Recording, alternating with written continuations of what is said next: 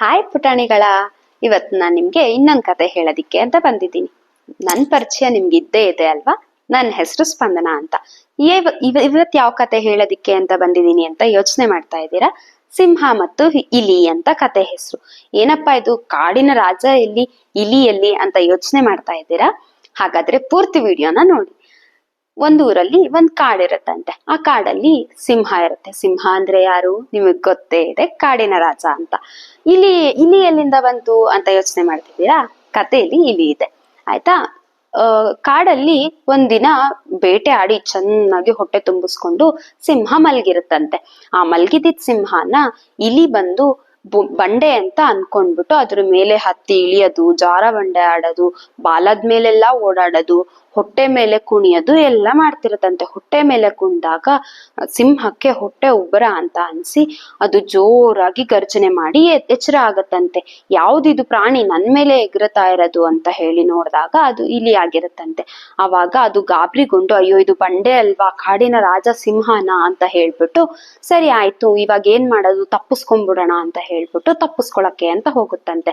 ಆವಾಗ ಸಿಂಹದ ಕೈಯಿಂದ ಜೋರಾಗಿ ಇಲಿನ ಹಿಡ್ಕೊಂಡು ಅದು ತನ್ನ ಆಹಾರವಾಗಿ ತಿನ್ನಕ್ಕೆ ಅಂತ ಮುಂದಾಗತ್ತಂತೆ. ಅವಾಗ ಇಲಿಗೆ ಇನ್ನೂ ಹೆದರಿಕೆ ಜಾಸ್ತಿ ಆಗ್ಬಿಟ್ಟು, ಕಾಡಿನ ರಾಜ, ನಂಗೆ ಗೊತ್ತಾಗ್ಲಿಲ್ಲ, ಇದೊಂದು ಸಲ ಕ್ಷಮಿಸ್ಬಿಡು ನನ್ನ, ಇನ್ನೊಂದ್ಸಲ ನಾನ್ ನಿನ್ ತಂಟೆಗೆ ಬರಲ್ಲ ಅಂತೆಲ್ಲ ಹೇಳತ್ತಂತೆ. ನಾನ್ ನಿನ್ಗೆ ಏನಾದ್ರೂ ಸಹಾಯ ಬೇಕಿದ್ರೆ ಮಾಡ್ತೀನಿ ಅಂತ ಬುದ್ಧಿ ಉಪಯೋಗಿಸಿ ಇಲಿ ಹೇಳತ್ತಂತೆ ಕಾಡಿನ ರಾಜನ್ಗೆ.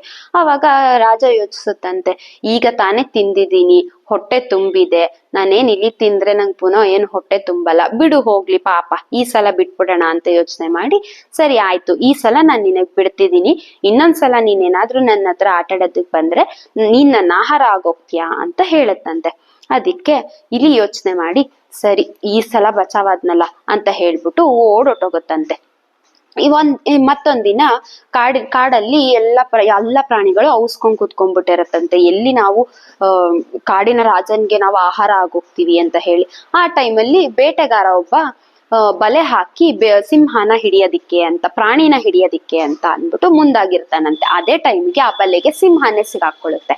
ಸಿಂಹ ಸಿಕ್ಕಾಕೊಂಡಾಗ ಆ ಇಲಿ ಏನಂತ ಯೋಚನೆ ಮಾಡತ್ತೆ ಅಂದ್ರೆ, ಈ ಸಲ ನಾನ್ ಹೆಲ್ಪ್ ಮಾಡ್ಬೇಕು, ಅವತ್ತು ರಾಜ ನನ್ನನ್ನ ಬಿಟ್ಟಿದ್ದ ಅಲ್ವಾ, ಅವ್ನ ಆಹಾರ ಆಗ್ತಿದ್ದೆ ಅಂತ ಹೇಳಿದ್ರುವೆ ನನ್ ಪ್ರಾಣ ಉಳಿಸಿದಾನೆ, ಇವತ್ ನಾನು ಏನಾದ್ರೂ ಸಹಾಯ ಮಾಡ್ಬೇಕು ಅಂತ ಹೇಳ್ಬಿಟ್ಟು ತುಂಬಾ ಗರ್ಜನೆಯಲ್ಲಿ ಕಿರ್ಚ್ಕೊಳ್ತಿರತ್ತಂತೆ. ಬಲೆ ಒಳಗ್ ಸಿಕ್ಕಾಕೊಂಡ್ಬಿಟ್ಟಿರತ್ತಲ್ಲ ಅದಕ್ಕೆ.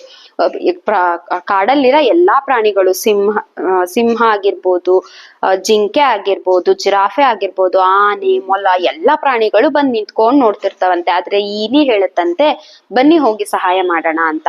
ಆವಾಗ ಬೇರೆ ಯಾವ್ದು ಪ್ರಾಣಿಗಳು ಮುಂದಾಗದೆ ಇದ್ದಾಗ ಈ ಇಲಿ ಬಂದು, ಕಾಡಿನ ರಾಜ ನೀನ್ ಹೆದರ್ಕೋಬೇಡ, ನಾನಿದ್ದೀನಿ ನಿನ್ಗೆ ಅಂತ ಹೇಳಿ, ಸರಿ ಆಯ್ತು ಅಂತ ಹೇಳ್ಬಿಟ್ಟು ಅದು ತನ್ನ ಬಾಯಿಂದ, ಶಾರ್ಪ್ ಹಲ್ಲಿರುತ್ತೆ ಇಲಿಗೆ, ಆ ಹಲ್ಲಿಂದ ಎಲ್ಲಾನು ಬಲೆಗಳನ್ನ ಕಟ್ ಮಾಡಿ ಅದನ್ನ ಪ್ರಾಣನ ಉಳ್ಸತ್ತಂತೆ ಸಿಂಹದ್ದು. ಅವಾಗ ಹೇಳುತ್ತಂತೆ ಸಿಂಹ, ನೀನ್ ಇನ್ಮೇಲೆ ನೀನ್ ನನ್ ಪ್ರಾಣ ಉಳ್ಸಿದ್ಯಾ, ನೀನ್ ಇನ್ಮೇಲೆ ಈ ಕಾಡಲ್ಲಿ ನೀನ್ ಎಷ್ಟು ಬೇಕಾದ್ರೂ ಆರಾಮಾಗಿ ಓಡಾಡ್ಕೊಂಡಿರ್ಬೋದು, ನನ್ನಿಂದ ನಿನ್ಗೆ ಏನು ತೊಂದ್ರೆ ಆಗಲ್ಲ, ನೀನ್ ನನ್ ಪ್ರಾಣ ಉಳ್ಸಿರೋದಿಕ್ಕೆ ಅಂತ. ಈ ಕಥೆಯಿಂದ ನಿಮ್ಗೆ ಏನ್ ನೀತಿ ಪಾಠ ಗೊತ್ತಾಗತ್ತೆ ಅಂತ ಅಂದ್ರೆ, ಚಿಕ್ಕ ಪ್ರಾಣಿ ಕೂಡ ದೊಡ್ಡ ಪ್ರಾಣಿಗೆ ಸಹಾಯ ಮಾಡ್ಬೋದು ಅನ್ನೋಂಥದ್ದು ಗೊತ್ತಾಗತ್ತೆ. Thank you. ಈ ವಿಡಿಯೋ ನಿಮ್ಗೆ ಇಷ್ಟ ಆಗಿದ್ರೆ ಲೈಕ್ ಮಾಡಿ, ಶೇರ್ ಮಾಡಿ, ಸಬ್ಸ್ಕ್ರೈಬ್ ಮಾಡಿ. ಬಾಯ್ ಮಕ್ಳಾ.